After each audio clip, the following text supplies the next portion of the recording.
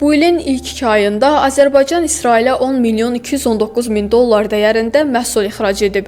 Əvəzində İsraildən 2 milyon 986,8 min dollar dəyərində məhsul idxal edib. Yeniavaz.com açıqlanan rəsmi məlumatlara istinadən xəbər verir ki, ötən ilin eyni dövrü ilə müqayisədə İsrail ixracının həcmi dəyər ifadəsində 52 dəfə, idxal isə 37% azalıb. Qeyd edək ki, ixracın bu cür kəskin azalmasının səbəbi Azərbaycanın İsrailə xam neft satışını dayandırması olub. Ötən ildən fərqli olaraq bu il Azərbaycan İsrailə xam neft satmayıb. Onu da bildirək ki, ötən ilin ilk 2 ayında Azərbaycan xam neftdən başqa İsrailə 4,3 milyon dollar dəyərində 22,3 min ton metal spirti satıb. Bu ilin ilk 2 ayında isə İsrailə 3,36 milyon dollar dəyərində 10,3 min ton metal spirti, 1,46 milyon dollar dəyərində 2,1 min ton makaron ixrac edib. Bundan başqa Azərbaycandan İsrailə ümumi dəyəri 5 milyon dollar olan 8 ədəd xüsusi cihaz göndərilib. Açıqlanan məlumatlardan da göründüyü kimi Azərbaycandan İsrailə ixrac olunan bir ədəd cihazın ya da xüsusi kompüterin orta gömrük dəyəri 625 min dollar olub.